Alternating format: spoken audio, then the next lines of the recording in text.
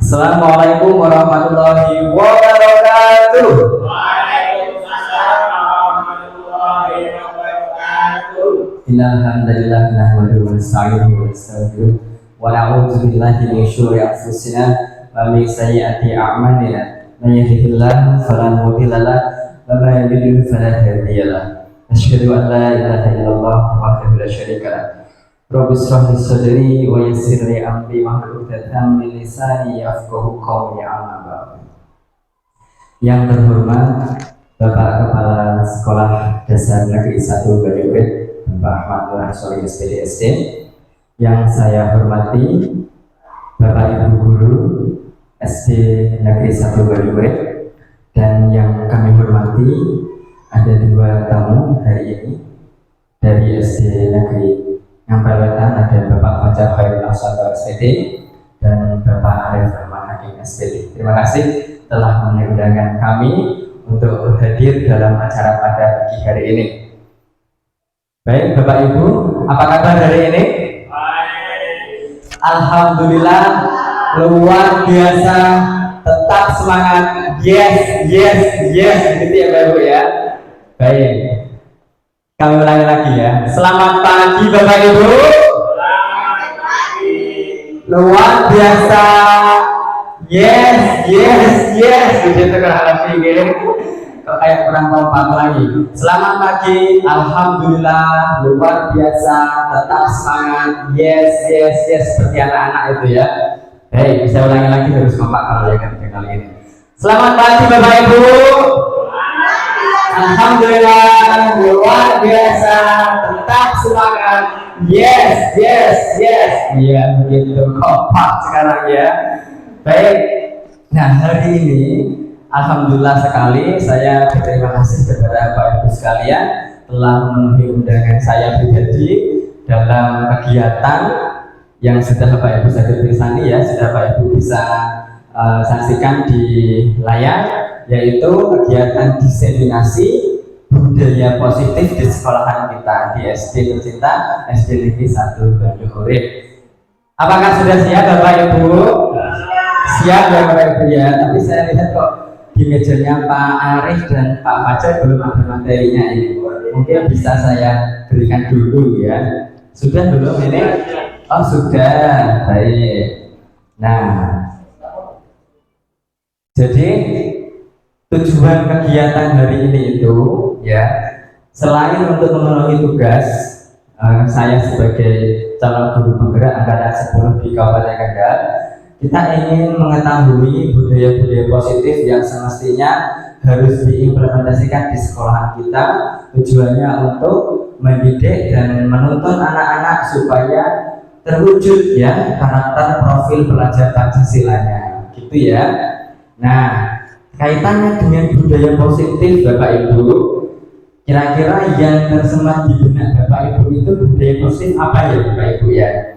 Dari Mas Fajar mungkin tahu budaya positif itu kaitannya apa ya Mas? Apa Mas Fajar, Pak Fajar? Ya, tentang kegiatan siswa yang positif di dalam kelas atau di luar kelas itu. Ya, terima kasih. Tepuk tangan buat Pak Fajar. Nah, jadi budaya positif itu ya kaitannya apapun yang berkaitan dengan lingkungan sekolah, baik di dalam kelas maupun di luar kelas, untuk penanaman karakter, gitu ya Pak Fajar ya. Baik, betul. Nah, jadi budaya positif yang akan kita bahas pada diseminasi hari ini itu terdapat beberapa poin nanti Bapak Ibu. Baik, bisa dibuka dulu slide berikutnya ini. Maka sebelum kita mulai lebih lanjut ke inti pembahasan, saya ingin memperkenalkan diri dulu Bapak Ibu. Ini saya itu mendapatkan fasilitator, beliau bernama Ibu Sulartati SPD MSI dari Kudus ya Bapak Ibu ya. Kemudian PP ada Ibu Agustina Putri Pamudiasanti SPD dari SMP Negeri 1 Kaliwungu. Nah, sebelum saya mulai, saya ada pantun sedikit Bapak Ibu ya. Ini ada contekan, saya nggak hafal ya pantunnya. Nah, nanti kalau satu baris saya selesai, jenengan Bapak Ibu bilang apa? Cakep gitu ya. Baik, pantunnya demikian. Sudah. Di Palembang ada jembatan Ampera. Ya, terima kasih. Melewati taman banyak bunga mereka. Mari Bapak Ibu sambut pagi dengan gembira. Semoga kita semua mendapat berkah. Amin. Nah, baik Pak Dayat berikutnya. Nah, ini pertanyaan romantik untuk mengawali kegiatan hari ini. Yang pertama Bapak Ibu, menurut Bapak Ibu, hukuman dapat mendisiplinkan anak atau tidak kira-kira? Kalau misal setuju, di sini ada setuju S ya, kemudian tidak setuju TS, kemudian sangat tidak setuju berarti STS. Nah, kira-kira dari Bapak Ibu melihat kasus seperti ini, hukuman itu bisa mendisiplinkan siswa atau tidak? Setuju. Setuju. Alasannya apa Bapak? Saya. Ya. Alasannya ya dengan diberi hukuman insya Allah anak menyadari kesalahannya dan bisa berubah menjadi lebih baik. Sebagaimana hukum alam saja, Allah sudah menyampaikan ada hukuman, yang ada perintah, ada larangan. Jadi kita memberi hukum selagi hukumnya positif itu bisa dibenarkan, baik mulai undang-undang maupun peraturan yang ada. Terima kasih. Baik, terima kasih Bapak Kepala Sekolah. Tepuk tangan Bapak Kepala Sekolah. Iya, jadi menurut beliau hukuman itu bisa ya mendisiplinkan murid ya, karena dengan diberi hukuman siswa dapat merefleksikan dirinya, apa yang dilakukan itu harus diperbaiki ya, karena dia harus bisa merasa salah dirinya telah melakukan tindakan tersebut yang melanggar suatu peraturan atau ketentuan yang sudah disepakati. Begitu kalau begitu ya Bapak ya. Matur suwun. Terima kasih Bapak. Berikutnya yang kedua, pemberian hukuman dengan hal positif seperti membaca atau membersihkan halaman sekolah dapat meningkatkan disiplin siswa juga. Kira-kira kalau kita memberikan hukuman berupa hal positif, suruh anak itu menghafal Pancasila, membaca, kemudian disuruh membaca Asmaul Husna misalkan ya, atau membaca beberapa surat dalam Al-Quran, itu juga termasuk dapat mendisiplinkan siswa atau tidak kira-kira? Bisa? Setuju? Setuju ya. Ada yang bisa menanggapi alasannya? Kenapa? Mungkin Bu Desi, silakan Bu Desi. Terima kasih. Menurut saya pemberian hukuman dengan hal positif itu bisa meningkatkan disiplin anak, karena bisa jadi ketika mereka diberi hukuman untuk membaca atau membersihkan halaman, mereka sadar bahwa ternyata ketika lingkungan, misalnya membersihkan halaman, ketika lingkungannya kotor, kemudian mereka diberi hukuman untuk membersihkan halaman, mereka sadar kalau lingkungan kotor itu ternyata tidak menyenangkan. Setelah dibersihkan itu menyenangkan, sehingga anak semangat untuk melihat lingkungannya menjadi bersih, sehingga menjadi disiplin. Terima kasih. Nah, terima kasih Bu Desi. Tepuk tangan buat Bu Desi, Bapak Ibu. Baik. Jadi menurut Bu Desi, ketika Bapak Ibu guru meminta anak ya, dalam artian menghukum anak tersebut dengan cara hal-hal positif, misalkan membersihkan lingkungan sekolah atau membaca hal-hal lain yang bisa meningkatkan literasi anak tersebut, itu juga dapat meningkatkan kedisiplinan ya. Jadi anak itu akan semakin meningkat ketaatannya ya, dalam artian di sini untuk tidak melanggar lagi ya peraturan yang berlaku di lingkungan atau di sekolah itu ya. Kemudian yang ketiga, memberi penghargaan dapat meningkatkan motivasi belajar anak. Jadi Bapak Ibu kalau misalkan ya mengajar kemudian memberikan asesmen kepada anak tersebut mendapatkan hasil tidak baik maksimal sampai nilainya 100, Bapak Ibu berinisiatif memberikan reward atau penghargaan ke anak yang mendapatkan nilai yang sempurna itu. Menurut Bapak Ibu apakah itu bisa meningkatkan motivasi anak? Bisa atau tidak? Tentu bisa. Karena apa? Menurut Bapak Ibu apa? Kenapa kok bisa sampai meningkatkan motivasinya? Apa kira-kira? Pak Arif ada ide? Coba Pak.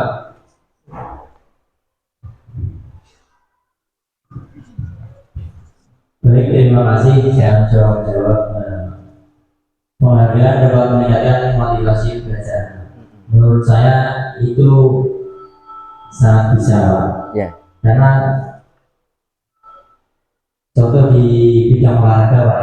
Di bidang olahraga itu pasti ada namanya persaingan atau kompetisi. Nah, di situ memunculkan karakter anak untuk selalu memotivasi belajar meningkatkan prestasinya, sehingga ketika dia mendapatkan prestasi hasil yang terbaik mendapatkan suatu reward atau penghargaan apalagi. Ya. Mungkin itu dari saya. Terima kasih. Terima kasih Pak Arif, tepuk tangan buat Pak Arif. Ya. Jadi Pak Arif ini kan kebetulan juga sebagai guru olahraga seperti Pak Dayat ya di SD Ngampel Wetan. Jadi ketika ada hal yang harus dilakukan anak dalam konteks berolahraga, kemudian dia ikut suatu cabang perlombaan, ya apalagi yang lomba tersebut menang, pasti juga mendapatkan reward. Itu akan memacu semangat dia, ya anak tersebut supaya bisa mengikuti perlombaan di jenjang yang lebih tinggi, prestasinya lebih banyak, lebih meningkat. Nah seperti yang dicapai oleh anak kita kemarin itu ya Pak Hayat ya, itu sudah sangat baik, meningkat dari prestasi sebelumnya. Mas Rizky kelas 5 itu ya Pak Dayat ya. Baik, tepuk tangan buat kita semuanya Bapak Ibu. Nah jadi ketiga pertanyaan ini sudah dijawab dengan sempurna, dengan baik oleh Bapak Ibu semuanya. Baik, ketika ini ya outline ataupun inti yang akan kita bahas di sini ada 6 pokok bahasa Bapak Ibu. Yang pertama, disiplin positif dan nilai-nilai kebajikan universal. Kemudian yang kedua nanti ada pembahasan mengenai teori motivasi, hukuman dan penghargaan serta restitusi. Kemudian yang ketiga yaitu ada materi mengenai keyakinan kelas. Yang keempat nanti kita coba berdiskusi mengenai kebutuhan dasar manusia dan dunia berkualitas. Kok ada ya kosakata dunia berkualitas itu maksudnya seperti apa? Nah nanti kita coba diskusikan bersama-sama ya Bapak Ibu. Kemudian yang kelima itu mengenai restitusi, yaitu berkaitan dengan 5 posisi kontrol yang mana itu harus diperankan oleh Bapak Ibu guru kita semua di sini. Nah ini juga ada diksi atau kosakata baru, mungkin apa itu ya restitusi. Yang keenam juga masih berkaitan dengan restitusi ya, yaitu tentang segitiga restitusi. Nanti kita akan berdiskusi ya, membahas bersama implementasi dari konsep segitiga restitusi dalam menangani siswa Bapak Ibu. Baik, terima kasih. Kemudian yang kedua di sini selanjutnya ada pelajaran pertama yaitu ini saya ada game sedikit Bapak Ibu ya. Jadi Bapak Ibu sudah duduk berdua seperti ini. Ini saya ada kertas kecil Bapak Ibu. Nanti Bapak Ibu bisa tuliskan ya nama benda atau nama hal yang menurut Bapak Ibu itu sangat berharga dalam kehidupan Bapak Ibu ya. Nah jadi ini kertas kecil, Bapak Ibu bisa tuliskan benda atau barang atau hal lain yang menurut Bapak Ibu berharga sekali di kehidupan Bapak Ibu ya. Bisa jadi itu mobil misalkan, rumah ya, atau anak ya, atau keluarga atau apapun ya. Jadi bisa Bapak Ibu tuliskan cukup satu saja Bapak Ibu. Silakan Bapak Ibu bisa tuliskan. Tidak harus benda ya, tidak harus benda.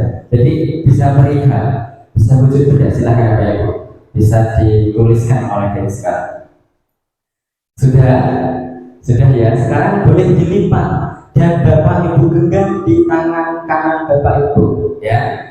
Jadi sekarang bisa dilipat begini, kemudian Bapak Ibu genggam ya. Bapak Ibu genggam seperti yang ada di layar sini ya. Kita genggam erat-erat Bapak Ibu. Nah ya, kita bermain peran dulu. Bapak Ibu sudah berdua-duanya, ada yang berperan sebagai A, ada yang berperan sebagai B.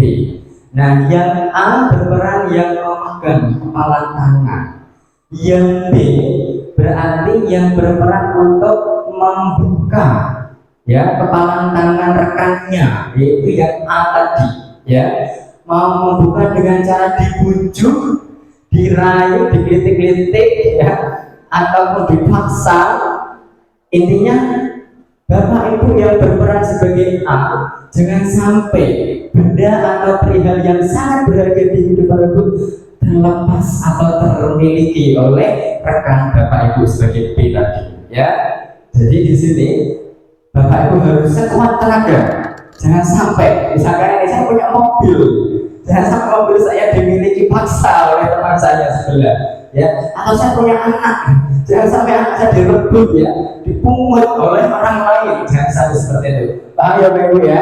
Baik, silakan. Ini yang kelompok sini kelompok 1 ya, ini kelompok 2, dan Bapak Fajar dan Pak Arif kelompok 3, begitu ya. Kelompok 1 yang berperan siapa? Bu Desi, Bapak Kepala Sekolah atau Ibu Desi? Ibu Desi ya, Ibu Desi ya, boleh berkepala semua ya. Jadi ada yang berperan lebih untuk merebut ya. Ya, mungkin Bapak hanya ini aja ya, pakai ikatan batin ya, jangan sampai tersentuh ya, jangan sampai tersentuh apa tangan Ibu Desi ya, pakai ini apa ikatan batin. Kemudian yang kelompok 2 Bu Nur sama Bu Tuti, yang berperan siapa? Bu Tuti atau Bu Nur? Bu Tuti yang sekuat tenaga merayu, membujuk ya, tangannya yang dikembangkan Bu Tuti supaya terbuka, tapi jangan sampai terbuka Bu Tuti ya. Kemudian Pak Arif dan Pak Fajar, siapa ini yang berperan sebagai A? Pak Arif. Nah berarti Pak Fajar ya, yang harus membujuk, merayu ya. Rayu ini, rayuannya bagaimana? Fajar ini masih single juga seperti tadi ya. Coba tunjukkan rayuannya nanti. Baik, silakan Bapak Ibu, saya beri waktu 1 menit ya, silakan. Berarti Anda belum bisa memiliki kekuatan yang komitmen yang tinggi ya terhadap bagaimana kok bunda saya bisa memiliki orang lain, berarti kan begitu kesimpulannya. Nah coba silakan 1 menit dari sekarang Bapak Ibu ya. Diklitik-klitik atau dirayu, boleh diucapkan suaranya Bapak Ibu ya.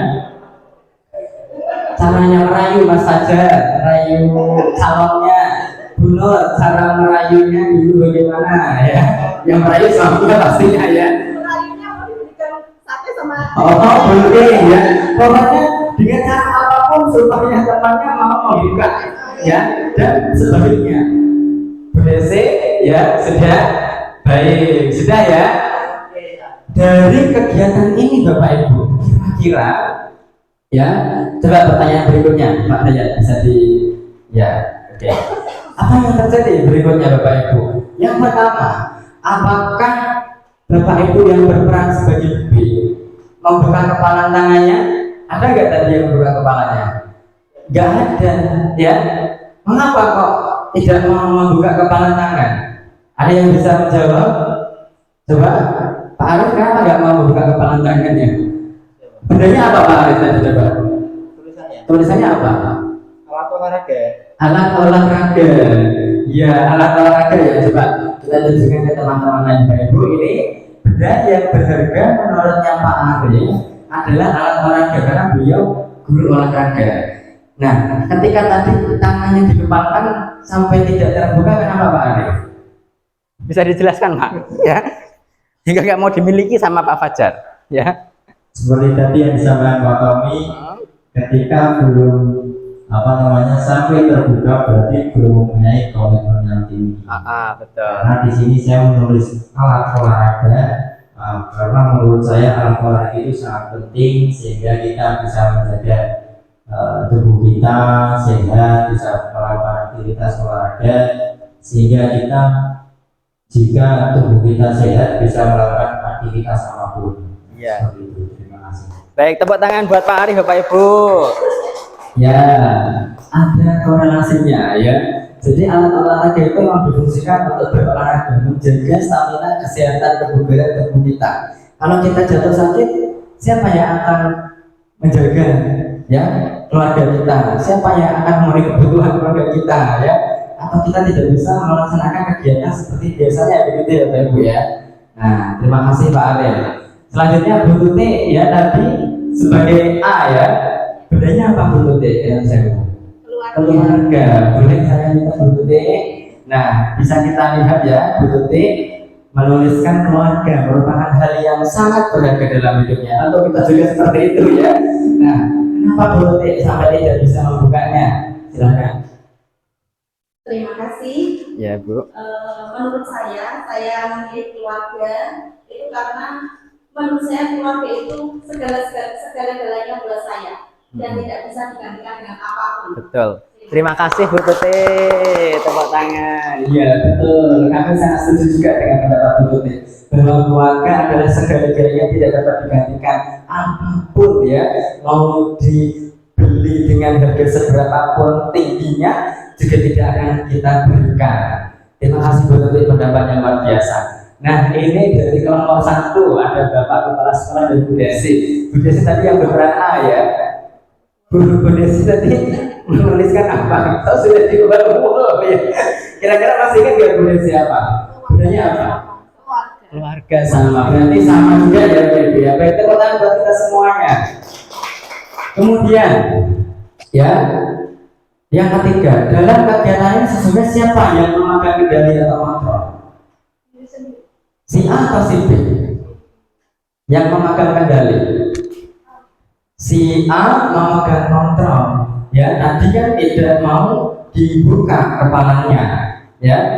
Kemudian si B juga sekuat tenaga membujuk agar temannya mau membuka kepala tangannya. Begitu ya Bapak Ibu ya.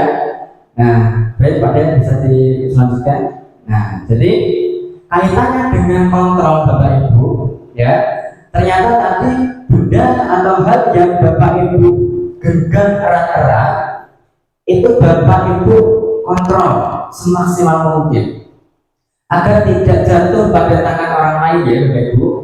Itu namanya posisi kontrol. Nah, teori kontrol itu dicetuskan oleh Dr. William Glasser Bapak Ibu. Nah itu ada 3 teorinya. Yang pertama kaitan ilusi guru mengontrol murid. Nah, pada dasarnya kita tidak dapat memaksa murid berbuat sesuatu ya jika kita tidak ingin melakukan atau kita bisa menyuruh murid tersebut ya. Kenapa? Misalkan ya kita Bapak Ibu di kelas menyuruh murid untuk tetap tenang. Misalkan kemarin ya ada siswa yang sangat hiperaktif dulu misalkan ya siswa kelas 2. Kita tidak bisa mengontrol sepenuhnya anak yang hiperaktif itu jika anak tersebut tidak bisa mengontrol dirinya dulu ya. Apa yang menjadikan keinginan anak tersebut kita harus tahu terlebih dahulu sehingga kita bisa melayani atau memberikan pemenuhan apa yang diinginkan oleh anak tersebut sehingga dia bisa selanjutnya mengontrol dirinya dan bisa menyesuaikan lingkungan yang sudah kondusif sebelumnya begitu ya Bapak Ibu. Selanjutnya ilusi bahwa semua penguatan positif efektif dan bermanfaat. Nah tadi bujukan ataupun kata-kata yang merayu Bapak Ibu karena yang A tadi itu merupakan bentuk-bentuk dari imbal balik kontrol yang dilakukan oleh si A. Ya, kemudian segala usaha yang untuk memengaruhi murid agar memulai suatu perilaku tertentu itu juga termasuk penguatan positif dari teori kontrol itu. Nah, dan selanjutnya Pak Banyak. Yang ketiga teori kontrol ilusi bahwa kritik dan membuat orang merasa bersalah dapat menguatkan karakter. Menggunakan kritik dan rasa bersalah untuk mengontrol murid menuju pada identitas gagal. Mereka belajar untuk merasa buruk tentang diri mereka. Mereka mengembangkan dialog diri yang negatif. Kadang sulit bagi guru untuk mengidentifikasi bahwa mereka sedang melakukan perilaku ini karena seringkali guru cukup menggunakan suara halus untuk menyampaikan pesan negatif. Nah, jadi maknanya kadang itu hal-hal yang dilakukan siswa dalam konteks negatif itu diberitahu oleh guru dengan cara-cara halus.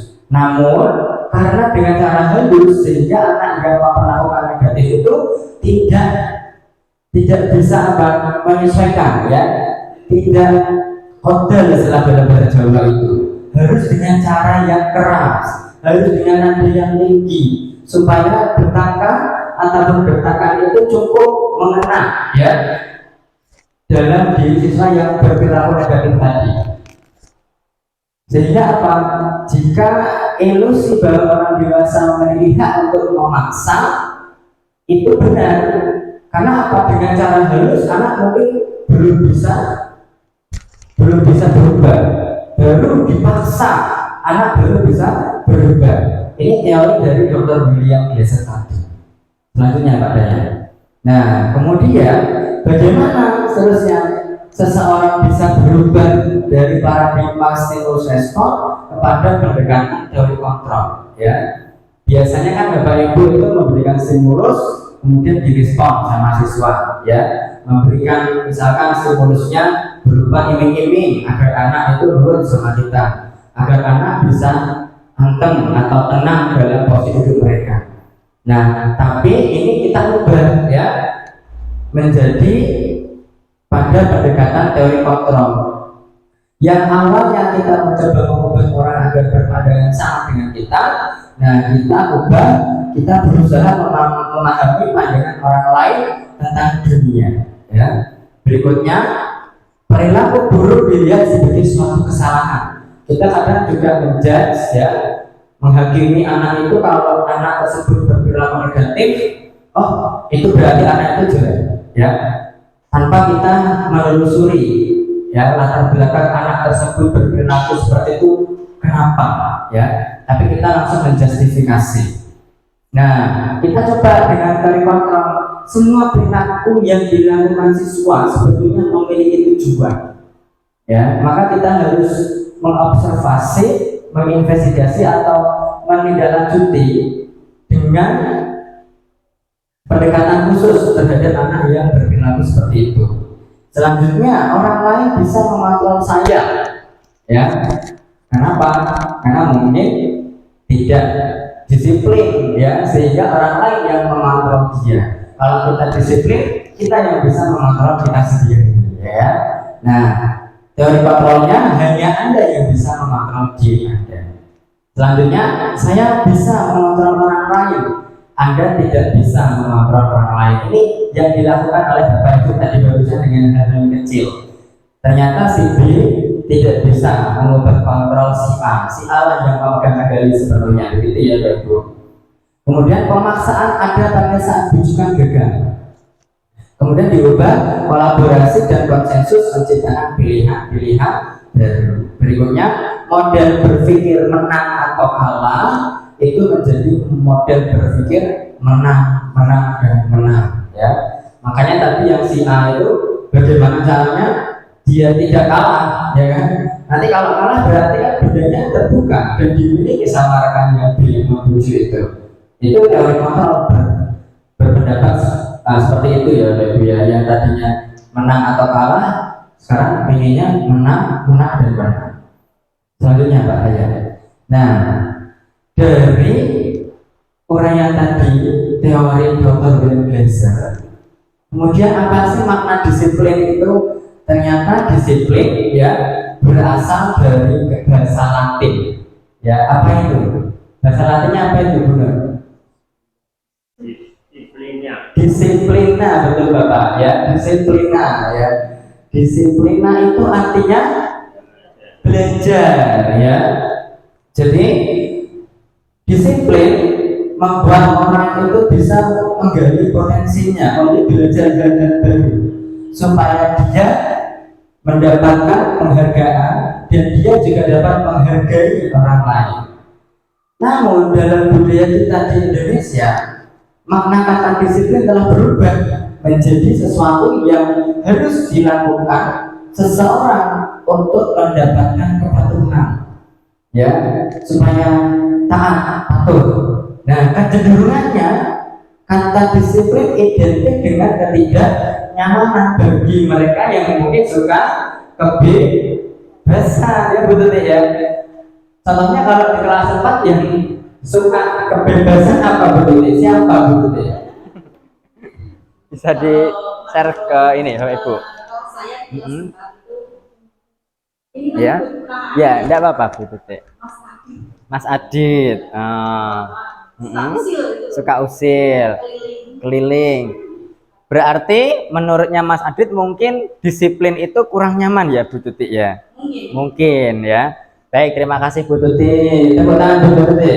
Oke, jadi karena dalam budaya kita itu kata disiplin identik ketidaknyamanan. Tapi sebetulnya mungkin Bu Tuti sudah memiliki pandangan positif terhadap Mas Adit ya, bahwa Mas Adit itu bukan wujud dia indisipliner atau tidak disiplin, tapi dia memang karakter belajarnya atau gaya belajarnya adalah kinestetik ya Bu Tuti ya, sehingga dia banyak geraknya.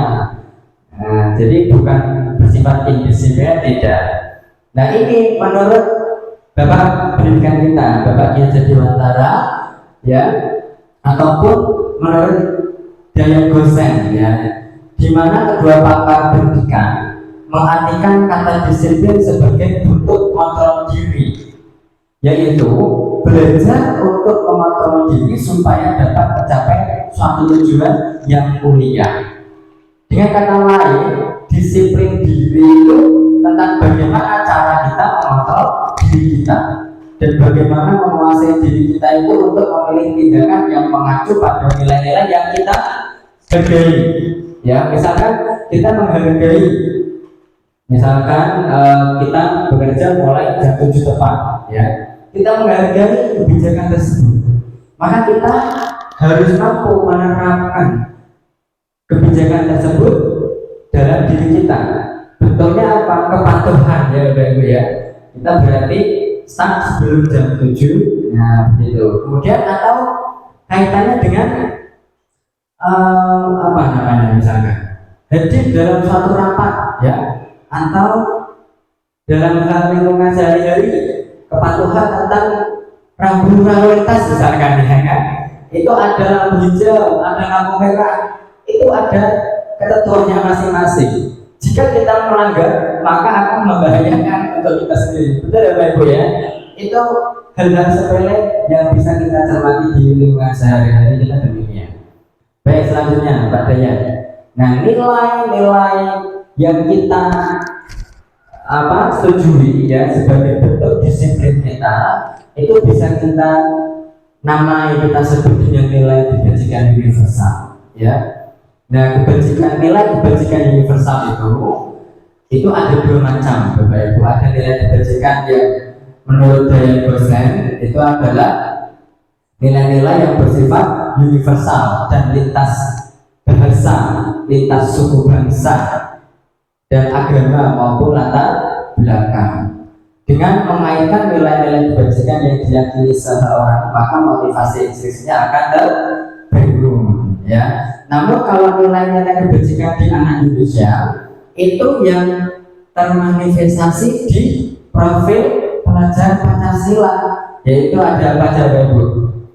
Ada beriman ya, ada bertakwa kepada Tuhan Yang Maha Esa, berakhlak mulia, mandiri, bernalar kritis, berkepentingan beban, gotong royong dan kreatif. Bapak Ibu masih kan nggak lagu profil pelajar Pancasila dengan gerakannya? Lupa ya. Coba kita bersama-sama ya Bapak Ibu ya, berdiri dulu Ibu, mau berdiri sebentar supaya kita lebih semangat lagi ya. Pak Arif masih ingat ya? Lupa ya. Oke, kita nyanyikan dulu lagu P5. Bukan P5 ya, lagu ini Profil Pelajar Pancasila. 1, 2, 3. Pelajar Pancasila beriman dan bertakwa pada Tuhan yang esa dan berakhlak mulia, Kebinekaan global, gotong royong mandiri, kreatif dan bernalar kritis. Ya, tepuk tangan buat semuanya. Baik-baik, silakan bisa kembali. Nah, ini merupakan lagu sederhana yang bisa kita ingatkan kepada anak-anak untuk mengingat kembali nilai-nilai yang harus tertanam dalam diri mereka, terutama dalam implementasi kurikulum merdeka, ya. Baik, selanjutnya Pak Fajar bisa membantu, ya. Slide berikutnya. Nah, ini bentuk-bentuk disiplin positif yang sudah diterapkan di sekolah kita, ya. Ini sebetulnya hanya contoh kecil, Bapak Ibu. Bapak Ibu pasti sudah menerapkan yang lebih banyak, saya yakin. Yang pertama ada 5S, ya. Salam, sopan, santun, ya. Senyum, salam, sapa, sopan, santun, itu ya 5S-nya. Kemudian yang kedua ada upacara bendera, ini raya jalan ini, ya. Iya, Ibu. Karena ini PPT-nya saya buat malam, ya. Jadi raya ketinggalan upacara bendera. Yang ketiga literasi, ya. Ini implementasi literasi di kelas. Kemudian yang keempat ada kerja bakti. Selain itu ada apa lagi, Bapak Ibu? Misalkan Bapak Ibu yang sudah terapkan di sekolahan disiplin positif selain ini, misalkan Bu Desi. Jalan sehat. Jalan sehat, betul, ya. Terima kasih Bu Desi. Bu Desi, katanya apa lagi? Kegiatan keagamaan. kegiatan keagamaan, betul. Sholat duhur Atau sholat duha ya Bu Desi, ya. Ya, terima kasih Bu Desi. Benar. Apalagi bentuk disiplin positif selain tadi ada sholat duhur jamaah, ada olahraga, ya. Misalkan jalan sehat, senam dan lain-lain, apa lagi? Keagamaan itu membaca Asmaul Husna. membaca Asmaul Husna setiap pagi, betul. Ya, dan doa-doa pendek. Betul Bu Nur, ya. Jadi membaca Asmaul Husna dan doa-doa pendek setiap pagi sebagai pembiasaan, ya. Bu Nur, terima kasih. Terus Pak Arif, ada lagi Pak Arif? Contoh lain budaya positif yang sudah diterapkan di sekolah, Pak Arif. Mungkin ketika bulan Ramadan kita kajian bersama. Kultum ya Pak Arif, ya, kultum, ya, betul. Jadi ketika bulan Ramadan mungkin di sekolah Pak Arif, ya, ada kultum, ya. Untuk melatih anak apa itu? Berarti public speaking-nya, ya. Terus Pak Fajar, ada lagi yang lain yang sudah disebutkan Bu Nur, Bu Tuti, Pak Arif, Bu Desi. Kira-kira apa Pak Fajar? Asmaul Husna. Asmaul Husna sudah disebutkan Bu Nur. Ya, sama ya berarti, ya. Nah, jadi terima kasih Pak Fajar. Jadi Asmaul Husna yang dibacakan siapa itu merupakan juga pembiasaan atau disiplin positif, ya. Baik Pak Fajar, selanjutnya Pak. Nah, ini pembelajaran kedua sekarang, ya. Teori motivasi, hukuman dan restitusi. Nah, teori motivasi itu ada dua, Bapak Ibu. Ada motivasi eksternal, ada motivasi internal, ya. Motivasi eksternal itu berarti munculnya dari lingkungan, dari luar, ya Bapak Ibu, ya. Untuk menghindari ketidaknyamanan atau menghindari hukuman. Apa yang akan dilakukan? Apa yang terjadi apabila saya tidak melakukannya? Berarti kan dia menghindari hukuman. Kalau dia melakukan berarti kena hukuman. Kemudian motivasi eksternal berikutnya untuk mendapatkan pujian, imbalan, penghargaan dan sejenisnya, ya. Apa yang akan saya peroleh kalau saya melakukan itu, begitu, ya. Misalkan kayak ini, ya, Niam misalkan, ya. Mas Niam mengerjakan tugas dari Bu Tuti tambahan, ya, tugas tambahan. Kira-kira apa ya yang saya peroleh ya nanti ketika saya mengerjakan tugas dari Bu Tuti gitu ya. Selanjutnya motivasi internal. Motivasi internal itu untuk menghargai diri sendiri ya. Saya akan menjadi orang seperti apa bila saya melakukannya. Itu muncul dari diri sendiri tanpa ada paksaan atau arahan dari orang lain. Si anak itu sudah apa? Memiliki motivasi diri sendiri ya Bapak Ibu ya. Ini biasanya kalau di sekolah kita anak-anak yang rajin-rajin ya Bapak Ibu ya. Di Bu Desi itu ada Mas Dimas, ada Mbak Hanum ya, ada Mbak siapa itu Naila ya, dan banyak lagi ya. Kemudian selanjutnya Pak Dayat. Nah ini kaitannya dengan motivasi. Slide berikutnya.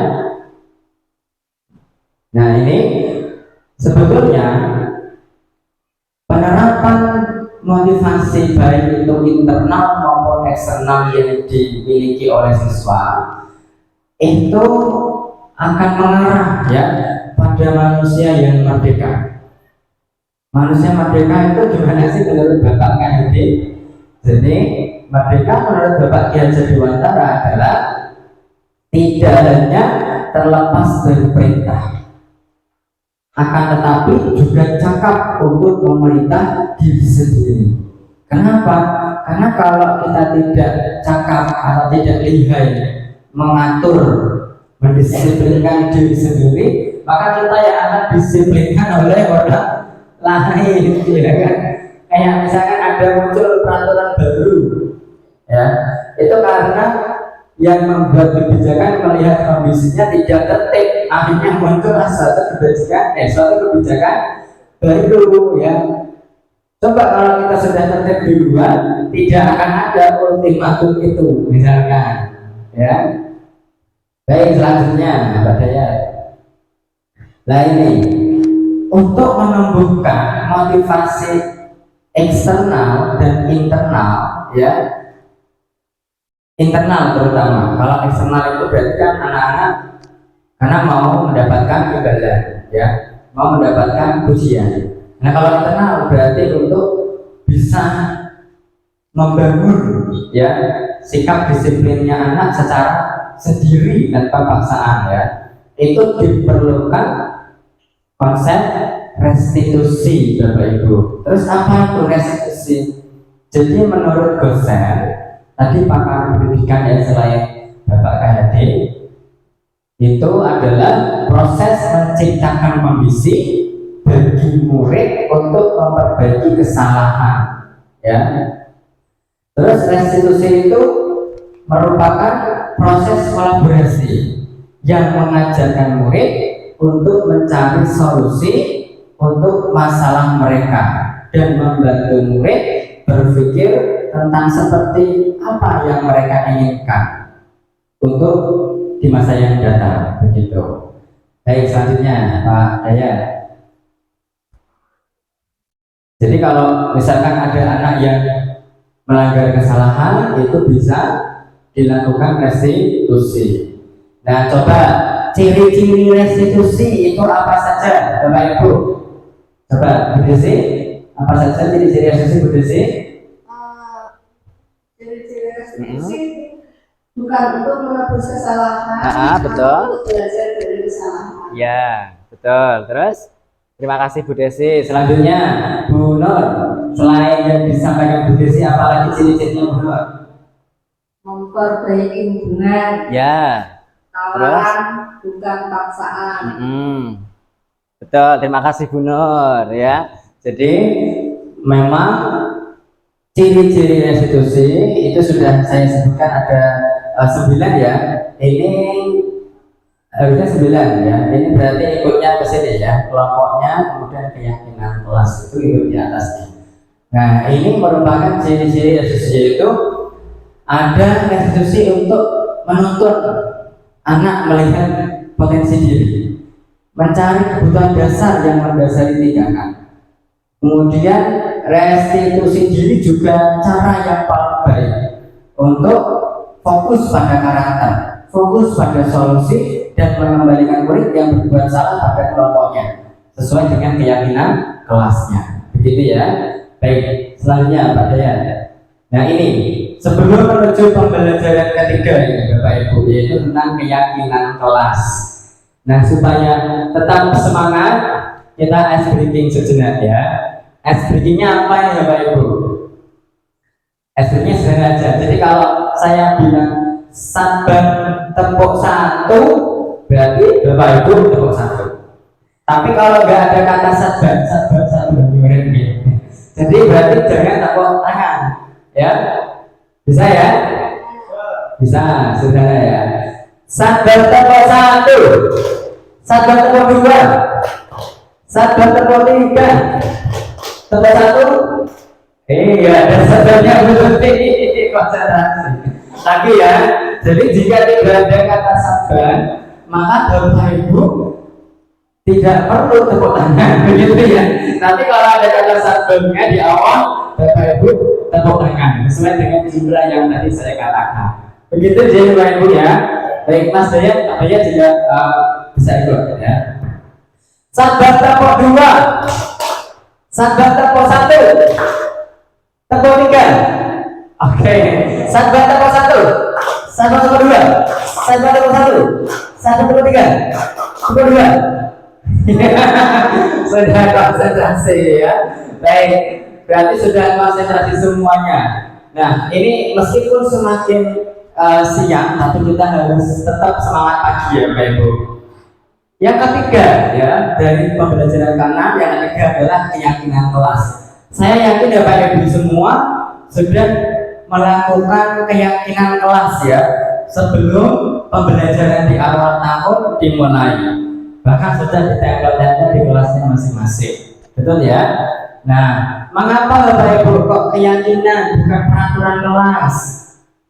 Mengapa kira-kira kok keyakinan kelas ya? Kok bukan peraturan kelas? Ada yang bisa menanggapi Pak Fajar mungkin? Karena menurut saya kalau peraturan itu biasanya tidak diyakini oleh para ulama. Iya. Biasanya tidak diyakini dengan kalau keyakinan mungkin bahasanya lebih halus dan anak-anak lebih paham. Betul, terima kasih Pak Fajar. Tepuk tangan buat Pak Fajar. Ada pendapatnya saya salah sekali. Jadi kalau peraturan itu munculnya dari luar lingkungan diri anak, ya malah anak itu kesannya terpaksa. Justru kalau terpaksa akibatnya apa? Tidak dipatuhi, tidak diyakini anak itu.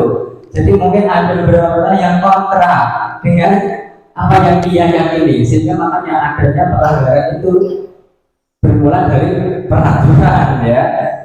Kalau keyakinan berarti kan atas dasar keyakinan seluruh anggota kelas dikumpulkan jadi satu, didiskusikan bersama, difilter atau disaring oleh guru kelasnya, mana yang positif, mana yang negatif. Kalau ada negatif dirubah jadi kalimat positif, ya, sehingga akan melebur jadi satu keyakinan itu dan tertanam oleh anak-anak semua. Betul sekali Pak Fajar. Nah, ini contohnya ya. Mengapa kita memiliki peraturan harus menggunakan helm ketika mengendarai kendaraan roda dua? Ketika kita mengendarai motor, tadi ya Pak Fajar sama Pak Arif dari Ngampang Wetan ke Banyuwangi 1 itu pakai helm apa tidak? Pakai. Kenapa pakai helm Pak Arif? Menjaga keselamatan. Untuk menjaga keselamatan. Adakah alasan lain Pak Arif? Misalkan apa ya, supaya tidak pirang rambutnya atau tidak kulitnya tidak menghitam, tidak ada ya. Ya, berarti konteksnya keselamatan yang dari Ibu yang pertama ya. Mengapa kita memiliki peraturan harus menggunakan helm? Padahal masih satu kecamatan Pak Arif sama Pak Fajar, tapi tetap patuh pada peraturan dan keyakinan yang ada dalam diri beliau berdua, yaitu tetap mengenakan helm supaya selamat. Ya betul. Yang kedua, mengapa kita memiliki peraturan harus datang tepat waktu pada saat mengikuti pelatihan? Ini yang biasa ikut pelatihan Desi ya. Bu Desi, kenapa Bu Desi harus tepat waktu mengikuti pelatihan? Agar tidak ketinggalan materi dan tidak malu.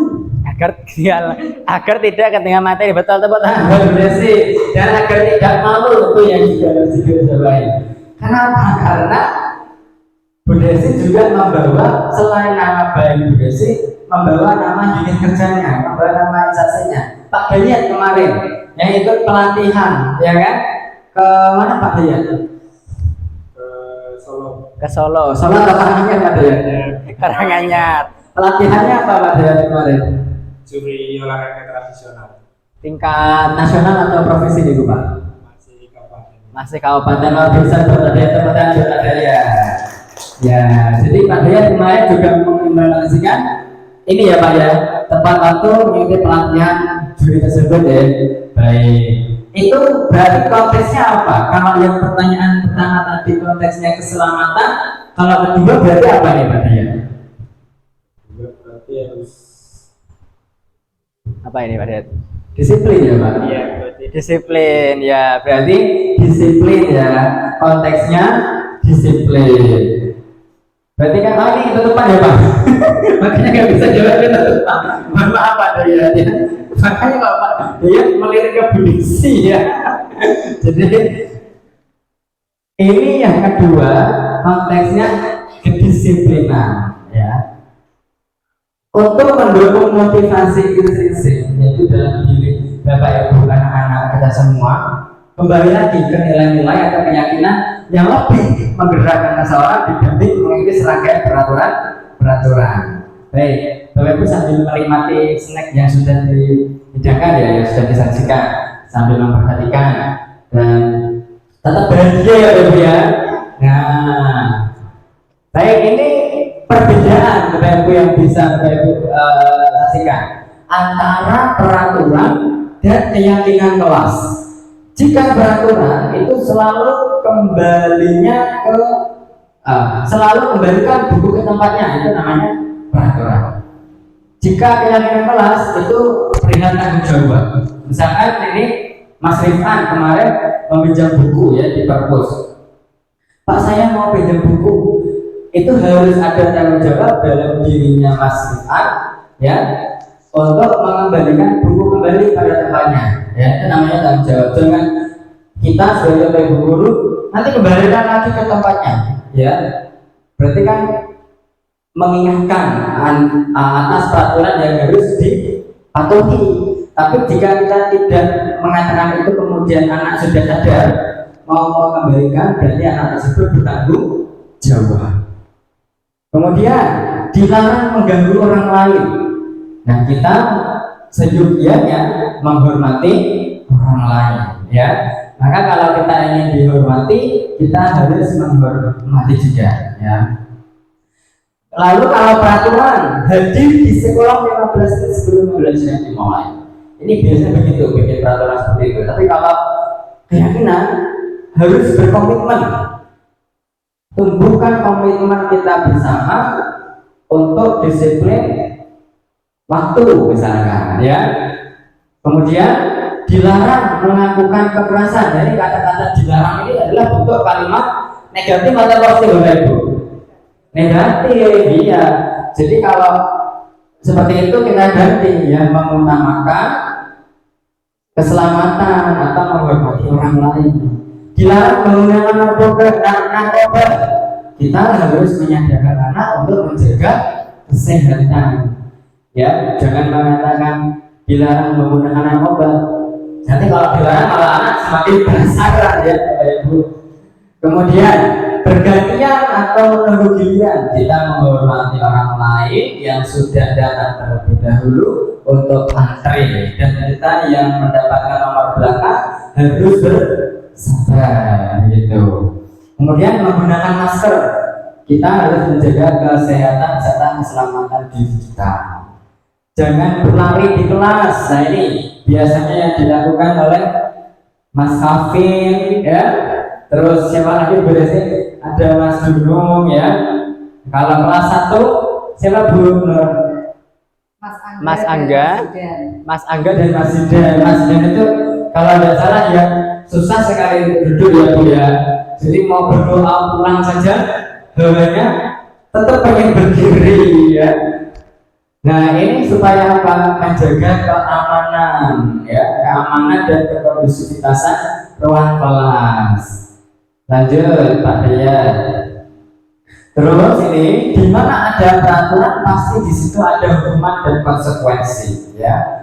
Perbedaan hukuman dan konsekuensi, hukuman itu sesuatu yang menyakiti, yang menyakitkan. Kalau konsekuensi sesuatu harus terjadi. Hukuman membuat anak sakit, ya, baik fisik maupun hatinya. Tetapi kalau konsekuensi membuat anak merasa tidak nyaman. Ya, mirip ya, Ibu ya. Kemudian hukuman itu paksaan. Kalau konsekuensi stimulus tanggapan. Kemudian hukuman mendorong anak menyakiti diri sendiri, sedangkan konsekuensi konsep diri yang lebih baik. Hukuman anak belajar untuk menyembunyikan kesalahan. Anak belajar untuk mematuhi peraturan. Dan kalau hukuman itu pasti sambil marah-marah, ya, dipermalukan, merasa tidak dihargai. Kalau konsekuensinya kehilangan hak, dibuat tidak nyaman, diaksikan untuk sementara waktu. Gitu. Nah, ini betul-betul hukuman dan konsekuensi kita harus bisa membedakan ya, Ibu. Yang pertama, tindakan guru yang bersifat hukuman, contohnya apa ini? Bu Tutik bisa dibacakan Bu. Yang pertama betul hukuman itu Bu. Yang Apa Bu? Yang ini Bu, apa? Bentuk hukuman yang dilakukan guru, misalkan seperti ini. Berarti apa ya Bu? Mencatat.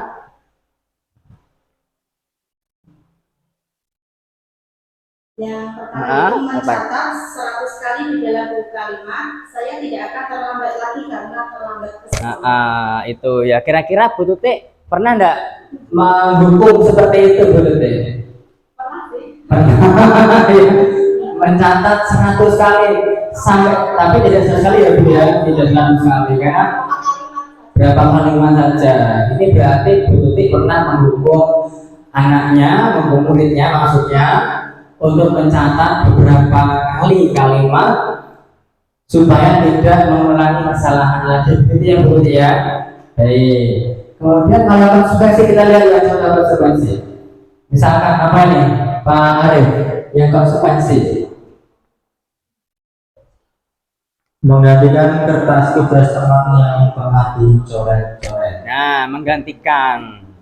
Ya, berarti di di sini ada kata yang kita pahami yaitu menggantikan yang telah dicoret-coret kertasnya. Artinya dia bisa berbuat demikian, berarti ya konsekuensinya akibatnya dia harus mengganti ya.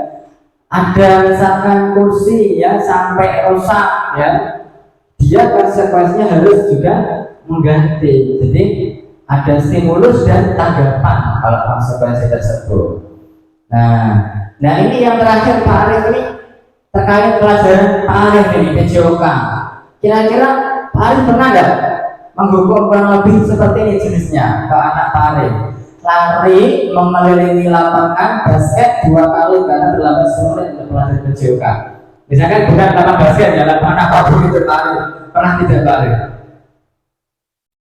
Pernah Pak, tapi itu sudah kesepakatan di awal tahun ajaran baru, itu sudah disepakati ketika nanti ada yang terlambat lebih 5 menit atau 10 menit itu sudah disepakati bersama.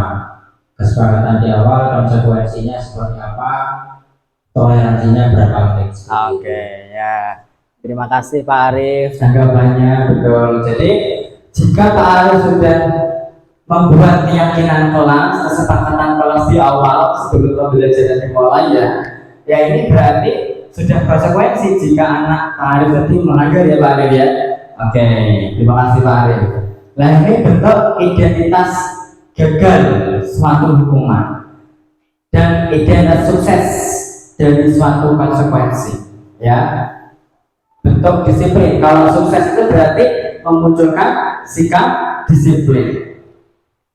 Ya, jadi kalau misalkan sesuatu yang menyakitkan harus terjadi, ya itu berarti kan menyakitkan ya, berarti negatif. Kemudian kalau itu netral ya, bisa jadi dia negatif, bisa jadi dia positif, berarti sesuatu harus terjadi. Kemudian restitusi, restitusi merupakan pilihan, ya pilihan. Kamu mau lanjutkan pelanggaran seperti itu, berarti semakin banyak ya hukuman yang akan ada, hukuman yang akan ditimpakan, konsekuensinya harus menanggung lebih banyak, ya. Tapi kalau dia ingin mengubah pelanggaran itu jadi refleksi dan tidak diulangi, itu akan berdampak positif. Begitu yang kurang lebih, Ibu. Selanjutnya ini, peraturan adalah kamu harus, ini kalau hukum, kamu harus membersihkan toilet karena tidak bisa ini ya mengikuti pelajaran dengan baik, selalu bikin onar, ya gitu. Kemudian kamu harus seperti ini itu. Nah, ini juga termasuk apa? Hukuman, ya gitu. Tapi kalau restitusi itu apa? Apa yang kamu yakini?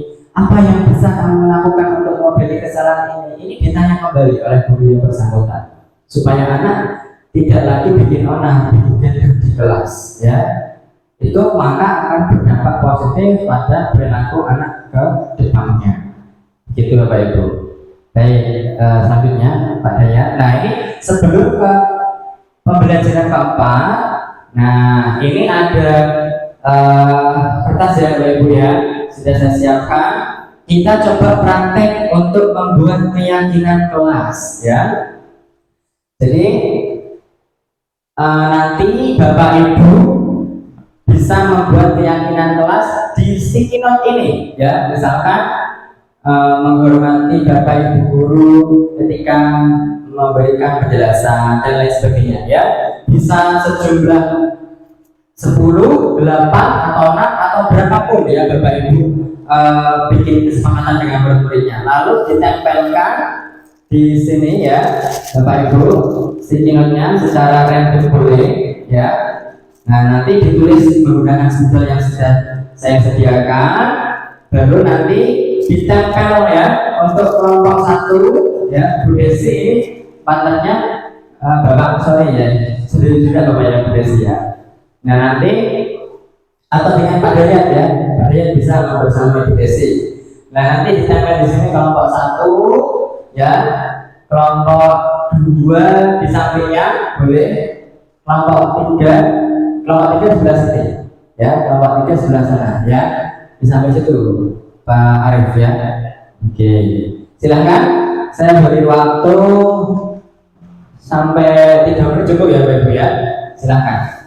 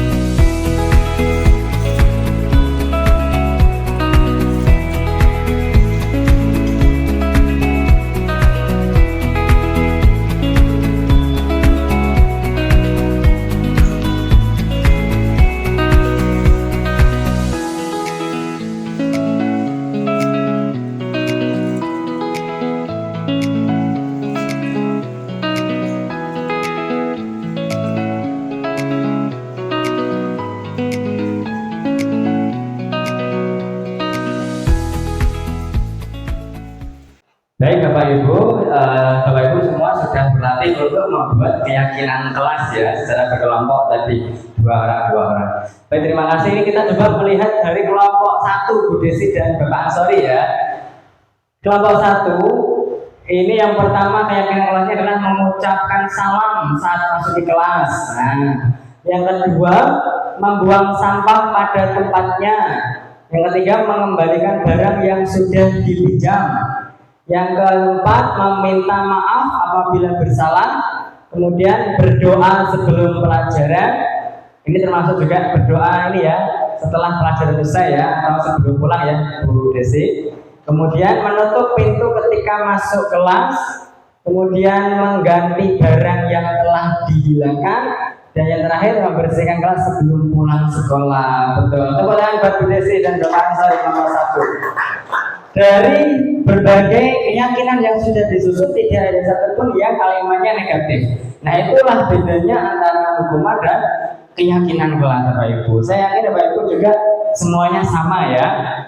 Nah, baik, untuk berikutnya ini pembelajaran keempat, yaitu tentang kebutuhan dasar manusia. Kita manusia pasti punya kebutuhan dasar ya Bapak Ibu ya. Dari ilustrasi ini gambar anak apa ini Bapak Ibu? Sedang makan, punya bekal sendiri enggak ini? Iya. Yang kedua, ini ada anak baru atau mungkin siswa pindahan ya Bapak Ibu ya.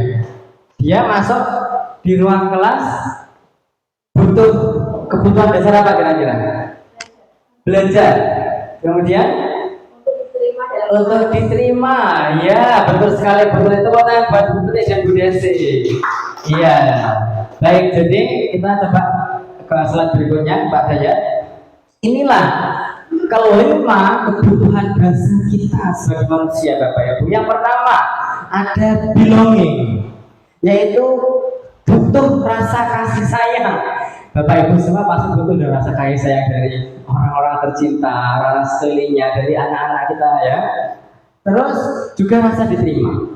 Yang kedua, power, ya, rasa penguasaan. Yang keempat, yang ketiga ada freedom, yaitu kebebasan.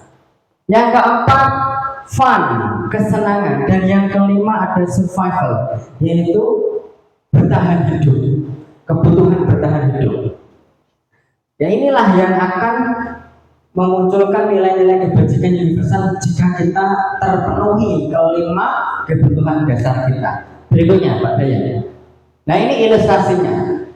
Ini bisa kita pahami ceritanya ya Bapak Ibu. Yang pertama, Ibu Angga, guru wali murid, guru wali kelas 2A di SD Pelita Hati, sedang bingung menghadapi ulang salah satu murid di kelasnya, Doni. Beberapa anak di kelas 2 telah datang kepada Bu Angga dan mengeluhkan perilaku Doni yang sering meminta bekal makan siang teman-temannya dengan paksa. Ya, Doni suka minta bekal teman-temannya dengan apa, Bapak Ibu? Dengan paksa, ya. Jika Anda menghadapi siswa seperti Ibu Angga, apa yang Bapak Ibu akan lakukan? Menurut Bapak Ibu kira-kira apa alasan Doni melakukan hal seperti itu? Apa kira-kira Bapak Ibu? Bu Desi, Bu Tuti, ya, Bu Nur, Pak Arif, ya, Pak Fajar, kira-kira apa yang dilakukan Bapak Ibu selaku Bu Angga, ya? Coba kita lihat di slide berikutnya. Ya, jadi yang dilakukan Bu Angga, ya, mungkin akan mendekati Doni, ya. Kenapa? Saya lapar karena ibu saya tidak memberi saya bekal. Berarti ini kebutuhan bertahan hidupnya belum terpenuhi, ya. Yang kedua, kebutuhan apa lagi yang belum terpenuhi oleh Doni? Mungkin kebutuhan kedua apa yang belum terpenuhi Doni? Apa kira-kira? Cinta dan kasih sayang. Cinta dan kasih sayang. Kira-kira kenapa? Karena agar teman-temannya memperhatikan. Ya, terima kasih dulu. Jadi cinta dan kasih sayangnya Doni kurang ya, karena dia sampai memaksa. Kemudian penguasaan. Saya hebat kan Bu, teman-teman saya jadi takut ya sama saya. Kebebasan. Saya bosan sama bekal yang diberikan ibu saya. Kesenangan. Saya senang mengganggu teman-teman. Lebihnya aja mereka lucu-lucu Bu. Gitu Bu. Ini kira-kira ada nggak murid-muridnya Bapak yang seperti ini kira-kira? Insya Allah tidak ada ya. Insya Allah tidak ada. Murid-murid kita di SD 1 Banjar tidak ada yang seperti ini. Nah, ini 5 posisi kontrol. Coba bisa ditayangkan ya. Bapak Ibu ini ya, 5 posisi kontrol. Nah, dengar suaranya enggak ini Pak Daya? Oke. Salam bahagia hidup dan Bapak Ibu. Baik. Dalam penerapan disiplin positif activity, salah satu program yang dikembangkan adalah 5 posisi kontrol. Cut wes Pak. Cut wes Pak. Wes cut wes seolah-olah rampung. Mari berlatih dan semangat. Selamat menerapkan. Nah, ini adalah video yang menjelaskan 5 posisi kontrol seorang guru ya. Jadi kira-kira 5 posisi itu apa saja Bapak Ibu? Yang pertama apa Bapak Ibu? Ada yang bisa menanggapi dari video tadi? 5 posisinya apa? Yang pertama sebagai apa Bapak Ibu? Ada yang bisa menjawab tadi? 5 posisi kontrol. Yang pertama apa? Yang kedua apa? Ya. Yang ketiga apa? Ada 5. Ya kan? Kira-kira apa? Bu Desi. Ada yang bisa menjawab coba? Terus coba menjawab ya. Teman, Sebagai teman, betul. teman, kemudian sebagai pemantau, Pemantau, betul. Terus apa lagi Bu Desi? Manajer. Manajer. membuat orang merasa bersalah, Iya. kemudian mendukung. Iya, betul sekali Bu Desi. Tepat sekali Bu, tepuk tangan buat Bu Desi. Nah inilah 5 posisi kontrol seorang guru ya. Selanjutnya Pak Daya. Ini ya, yang pertama guru sebagai penghukum, guru sebagai pembuat orang merasa bersalah. Orang di sini berarti muridnya atau guru tersendiri itu, guru tersebut ya. Kemudian sebagai teman, guru juga sebagai pemantau, guru juga sebagai manajer ya. Nah ini yang merupakan cara-caranya ya. Jika guru sebagai penghukum maka menghargai, menunjuk-nunjuk. Siswa bagaimana hasilnya? Siswa bakal berontak, siswa bakal berbohong ya. Kalau guru sebagai pembuat orang merasa bersalah, jadi guru malah berceramah ya. Guru seharusnya begini, ibu gurunya merasa kecewa kalau sebenarnya berbeda. Sebenarnya sebagai pembuat rasa bersalah malah merasa kecewa guru tersebut. Akibatnya juga anak malah akan menyembunyikan ya, atau bisa juga berbohong. Guru sebagai teman membuat alasan-alasan untuk muridnya, seolah-olah tidak ada space dengan muridnya. Maka hasilnya murid akan tergantung sama gurunya, manja, ya, menyepelekan. Guru sebagai pemantau mengukur, menghitung perlakuan yang dilakukan murid. Kemudian hasilnya apa? Bisa mengontrol dirinya kalau murid itu diawasi gurunya saja. Kalau nggak diawasi nggak mau, berontak lagi. Lanjutnya, terakhir guru sebagai pemantau. Guru mengajukan pertanyaan-pertanyaan kepada murid dan hasilnya adalah murid bisa memperkuat karakternya dengan motivasi internalnya sendiri. Nah itu. Baik, selanjutnya Pak Daya. Nah ini pertanyaan-pertanyaan yang menciri-cirikan salah satu atau kelima ya dari 5 posisi kontrol yang sudah tadi ditayangkan ya. Yang pertama, saya kecewa banget dengan kamu. Nah, ini merupakan contoh guru sebagai pembuat orang merasa bersalah ya. Kemudian penghukum, kamu tidak pernah benar melakukannya. Teman, ayolah kepada baik dunia baik Bu dan sebagainya. Ini sebagai pemantau, stiker bintang ya, mendapatkan stiker bintang ataupun manajer menyelesaikan masalah ya dengan secara holistik kepada murid tersebut. Ya, lalu ini guru sebagai penghukum, yaitu kamu selalu yang paling terakhir diberi hukuman. Karena paling terakhir diberi hukuman itu merupakan posisi kontrol guru sebagai penghukum. Ya, selanjutnya Pak Daya. Ini ada kasus Bapak Ibu. Ya, kasusnya adalah Sabrina meminta maaf dan memohon kembali kepada Pak Lukman agar tetap dapat mengenakan sepatu dan berjanji tidak akan mengulangi kesalahannya. Namun Pak Lukman tidak mau tahu. Tidak, kamu telah melanggar peraturan sekolah. Kalau tidak sanggup ambil sepatu di rumah atau diantarkan sepatu ke sekolah, ya sudah, kamu tidak bersemangat saja di seharian sekolah. Sekarang copot sepatu dan silakan belajar tanpa sepatu seharian. Sabrina pun dengan berhati ya Ibu mencopot sepatu yang dia kenakan dan memberikannya kepada Pak Lukman. Seharian itu dia tidak berani berkeliling di sekitar sekolah karena malu Bapak Ibu nggak bersepatu. Dia lebih suka diam di kelas tanpa alas sepatu. Pertanyaannya Bapak Ibu, menurut kasus di atas, sikap posisi apa yang diambil oleh Pak Lukman? Beliau Pak Lukman berarti apakah sebagai penghukum atau sebagai teman atau sebagai manajer atau lainnya ketika kasusnya seperti ini? Sabrina nggak menggunakan sepatu berwarna hitam, ya dia lupa karena terburu-buru. Terus oleh Pak Lukman diminta untuk mencopot, ya karena melanggar peraturan. Berarti sebagai apa ini Bapak Ibu kira-kira? Penghukum ya, Pak Arif? Setuju dengan Pak Arif penghukum? Ya, setuju ya. Ya, jadi coba kasus berikutnya ini, ya kita analisis Bapak Ibu. Bapak Ibu setuju tidak tadi Pak Lukman sebagai penghukum? Setuju? Setuju ya? Kok lama sekali setuju ini? Setuju, nah gitu ya. Sebagai penghukum, nah ini yang sudah saya garis bawahi. Ya sudah, kamu sudah melanggar peraturan sekolah, kamu salah, sudah terlambat, salah pula warna sepatunya. Indikatornya apa Pak sebagai penghukum? Karena Pak Lukman menghardik secara kata-kata, ya, secara verbal, nada bicaranya tinggi ke Sabrina, ya begitu. Baik, slide berikutnya Pak Daya.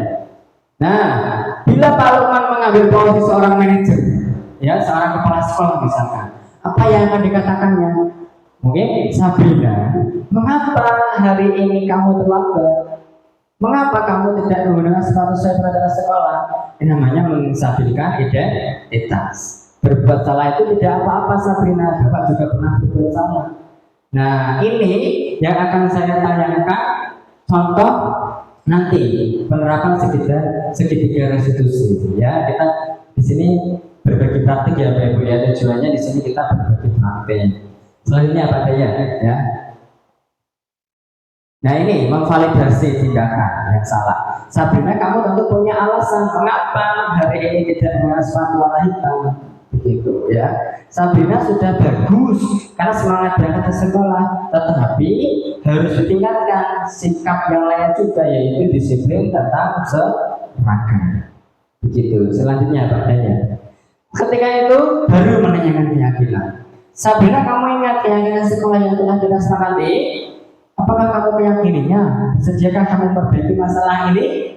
Begitu namanya menanyakan keyakinan. Nah, ini yang selanjutnya menanyakan keyakinan sudah ya. Kira-kira jika Bapak Ibu sebagai kepala sekolah, apa ini? Bagaimana menyikapi langkah yang diambil Pak Lukman? Yaitu Pak Lukman seharusnya lebih bertanggung jawab ya dan berkomitmen ya. Jika Bapak Ibu sebagai kepala sekolah, nilai kebajikan yang dituju adalah berkomitmen dan bertanggung jawab. Baik, terima kasih. Selanjutnya Pak Daya. Nah ini kira-kira ya ini sudah ya. Selanjutnya Pak Daya. Nah ini cara menyikapi langkah yang dari Pak Lukman. Tidak semua perbuatan negatif yang dilakukan Sabrina tadi harus dipukul rata dengan hukuman, tapi bisa menjadi apa?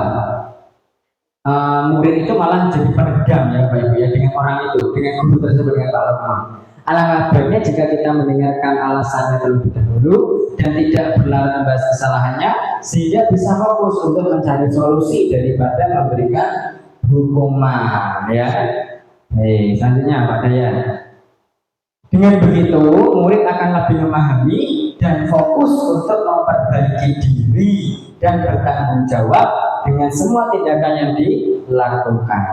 Ya, agar apa bisa kembali ke lingkungannya. Nah, untuk memenuhi kebutuhan dasar Sabrina, ya berarti harus diberikan cinta, ya perhatian ke Sabrina. Jangan lantas mulai menghardik, menyalahkan, diberikan sentuhan. Kalau misalnya ibu guru yang melihat, disapa ya, diberikan pelukan, diberikan senyuman ya, dengan kata-kata yang halus ya, menerima Sabina dengan hati yang sabar ya, mengajak teman-teman kelasnya untuk menyayangi dan bersama dengan Sabina tanpa Sabina harus malu ya, karena tidak bersatu ya. Selanjutnya apa ya? Nah ini, jadi refleksinya adalah apa ini refleksinya? Jadi murid harus diajak untuk mengenali kebutuhan dirinya. Kenapa kok berbuat demikian? Apa alasannya? Kita harus cari tahu dulu. Begitu ya Bapak Ibu ya. Baik, selanjutnya apa ya? Nah ini pembelajaran ke-6 atau terakhir, itu tentang restitusi. Apa ini restitusi? Coba Bu Nur, apa itu Bu Nur restitusi? Ada di slide itu Bu Nur. Coba Bu Nur.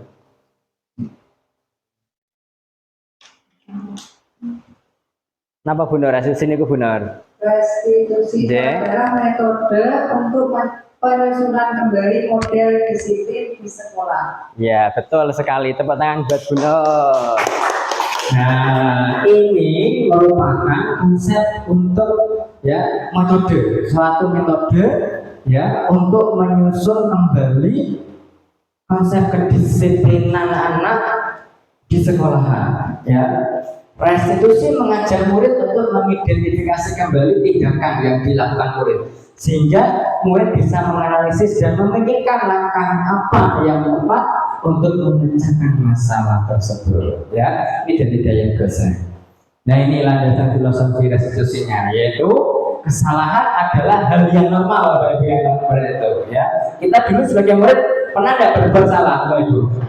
Pernah. Kalau Bu Tuti dulu waktu jadi murid pernah berbuat salahnya apa Bu Tuti? Mungkin terlambat sekolah. Terlambat sekolah. Dihukum enggak Bu Tuti? Ya zaman dulu. Zaman dulu. Lumayan tidak seperti zaman sekarang. Iya, pasti lebih berat ya Bu? Iya. Ya, lebih berat. Baik, terima kasih Bu Tuti sudah sharing pengalamannya dulu waktu jadi murid pernah dihukum karena terlambat sekolah ya. Terus jadi ketika Bu Tuti itu jadi murid waktu dulu, itu pasti pernah berbuat salah. Ini poin 2-nya. Nah, semakin disalahkan, dikritik, malah makin tidak percaya diri. Ya, jadi kalau dulu jadi murid semakin dikritik, disalahkan, malah boleh semakin tidak percaya diri malahan. Makanya jangan dikritik lebih mendalam atau disalahkan atau dipojokkan. Itu yang namanya nanti dalam konsep restitusi. Ya, yang keempat, proses dari restitusi menguatkan setiap individu. Karena diri sendirilah yang menyelesaikan dan memperbaiki kesalahan. Yang kelima, untuk meraih kesuksesan, merasa dihargai dan lebih terbuka untuk percaya diri sendiri juga orang lain. Yang terakhir, individu yang tumbuh dalam proses restitusi itu ya melakukan kesalahan adalah hal yang biasa, sehingga dia akan melakukan proses restitusi dengan orang-orang sekitarnya. Ya, baik, ini 3 langkah restitusi Bapak Ibu. Yang pertama, menciptakan suasana positif. Yang kedua, Bapak Ibu harus mengajak murid berpikir dan menganalisis kesalahannya. Dan yang ketiga, Bapak Ibu beri ruang pada murid untuk memikirkan solusi terbaik. Ya, berikutnya Pak Dayan. Ini langkah-langkah 3, langkah-langkah segitiga restitusi Bapak Ibu. Yang pertama, tadi ya yang dilakukan oleh Pak Lukman kepada Sabina itu ya. Nah, jika Bapak Ibu tadi sebagai manajer, yang pertama menstabilkan identitas, yang kedua Bapak Ibu memvalidasi tindakan yang salah tadi, dan yang ketiga adalah Bapak Ibu menanyakan keyakinan kelasnya, ya, begitu. Nah, selanjutnya, oke, nah ini sudah tadi menstabilkan identitas, ya, berbuat salah itu hal yang manusiawi. Tidak ada manusia yang sempurna, ya. Selanjutnya, Pak Daya, seterusnya adalah memvalidasi kebutuhan, yaitu Bapak Ibu berkata bahwa kamu bisa saja ya melakukan hal yang lebih buruk, tapi kamu tidak melakukannya kan? Atau apakah yang kamu lakukan itu bermanfaat buat kamu? Ya, itu memvalidasi. Apakah ada manfaatnya untuk dirimu? Ya, apakah kamu bisa melakukannya dengan lebih baik lagi besok? Seperti itu namanya memvalidasi. Selanjutnya yaitu menanyakan keyakinan. Apa nilai yang kamu percaya di kelas atau di sekolah kita? Kelas yang ideal seperti apa? Kamu ingin jadi anak yang seperti apa ke depannya? Itu namanya menanyakan keyakinan. Ya. Baik, selanjutnya berdaya. Nah, ini adalah contoh penanganan pelanggaran siswa yang saya lakukan ya di sekolahan. Bapak Ibu, ini kita berbagi praktik baiknya ya. Nah, sebelum itu semangat ya Bapak Ibu ya. Ada satu lagi speaking lagi ya Bapak Ibu ya, supaya semangat nih. Ini hasilnya sederhana. Nanti jika saya tangannya begini ya ke kanan berarti hap hap hap. Nah ya, jika saya tangannya ke bawah berarti belum hap belum gitu ya Bapak Ibu ya. Nah, biar nggak lemas, sudah semangat ya. Are you ready? Yes. Coba gitu. Are you ready? Yes. Ready are you? You. Ya, lagi ya. Are you ready? Yes. Ready are you? You. Lagi ya. Are you ready? Yes. Ready are you? Hap. Kurang semangat.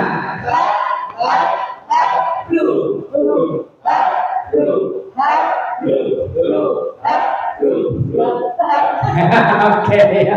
Jadi sekarang ganti. Yang begini berarti H. Kalau begini yang H berarti Desi. Kalau begini ke kanan berarti Pak Arif dan Pak Fajar. Kalau begini berarti Bunda dan Bu Tuti. Ya. Oke, berarti belum, ya kan? Begitu ya? Are you ready? Yes. Ready are you? You. Pak Arif kok diam kan? Ya. Begini ya. Belum.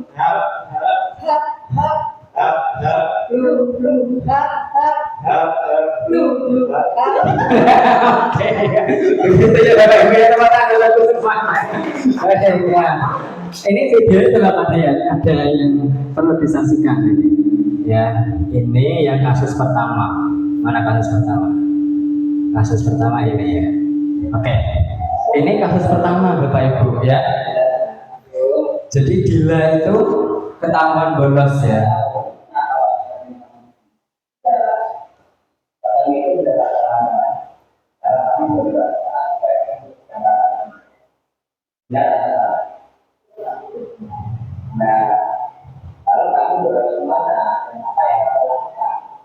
Nah, ini apa yang kamu lakukan? Ini namanya menanyakan, ya.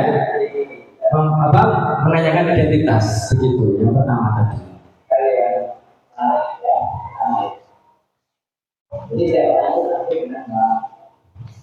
Nah, ini berarti menstabilkan identitas, ya. Setiap orang punya salah, ya. Ini jelas ketahuan bolos saat Bapak Ibu ya kita semua rapat waktu itu, ya. Nah, yang dilakukan Dila itu kira-kira salah atau benar, ini namanya memvalidasi tindakan yang salah. Langkah kedua tadi dari segitiga resolusi.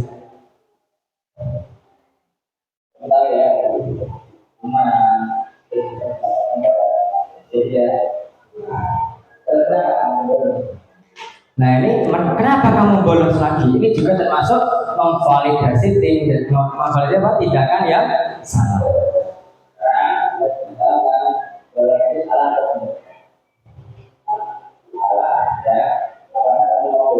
Nah, apakah kamu bolos lagi? Ini merupakan langkah ketiga dari segitiga resolusi, yaitu menanyakan keyakinan. Nah, apa yang kamu lakukan jika tidak mau mengulangi hal yang sama? Ini apa berarti menanyakan keyakinan? Ini 3 langkah restitusi. Yang pertama apa tadi Bapak Ibu? Menstabilkan identitas. Yang kedua, memvalidasi tindakan yang salah. Yang ketiga, menanyakan ya keyakinan. Ya, apa tadi Pak Fajar? Coba yang pertama. Langkahnya segitiga restitusi. Yang pertama apa? Menstabilkan, terus memvalidasi, kemudian menanyakan. Betul. Tepuk tangan buat kita semuanya, Bapak Ibu. Nah, ini kita melakukan baik seperti ini, semoga bisa dapat diterapkan oleh Bapak Ibu juga. Nah, ini kasus kedua, yaitu ada siswa yang mencontek ya, coba Pak Dayat disetelkan yang kasus kedua. Nah, Sulki ya yang mencontek ketika tes ya.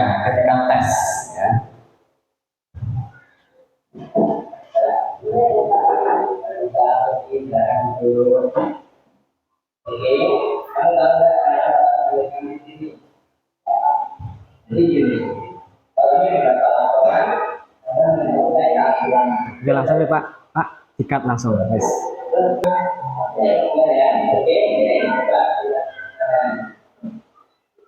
Oke, ya jadi ini merupakan kasus kedua Sulki yang mencontek ketika ujian ya Bapak Ibu ya.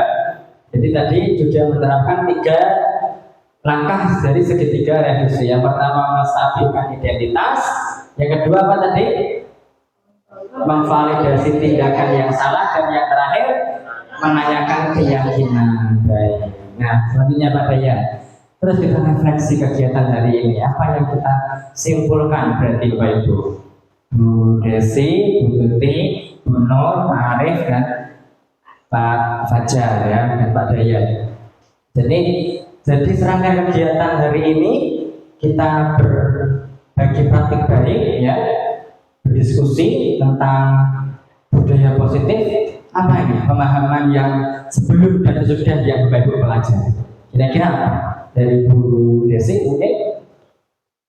Ya, terima kasih. Setelah mengikuti kegiatan ini, pemahaman yang saya pahami, sebelumnya saya berpikir bahwa untuk memunculkan kenyamanan di kelas atau ketenangan dalam kelas itu kita harus memberikan hukuman atau setidaknya kedisiplinan bentuk yang lain.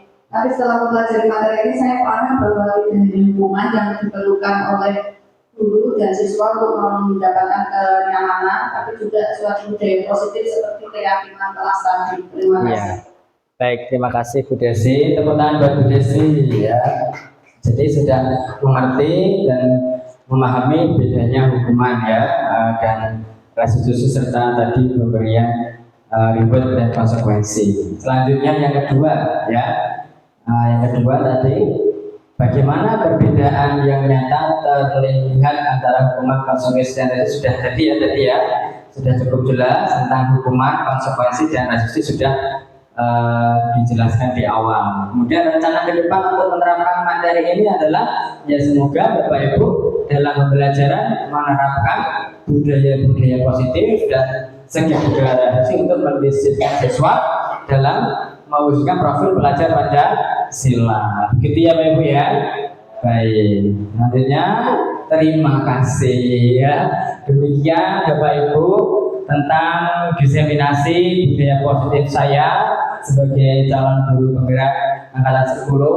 Terima kasih dukungan Bapak Ibu semuanya dalam proses perjalanan saya dari awal hingga nanti, masih panjang sekali ya. Mohon kerjasamanya Bapak Ibu dan dukungannya, semoga bisa berjalan lancar dan sesuai dengan harapan.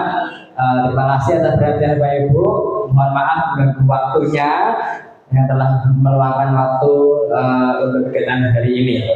Dari saya mohon maaf apabila ada kata-kata yang kurang berkenan. Bila taufiq wal hidayah. Wassalamualaikum warahmatullahi wabarakatuh. Waalaikumsalam warahmatullahi wabarakatuh.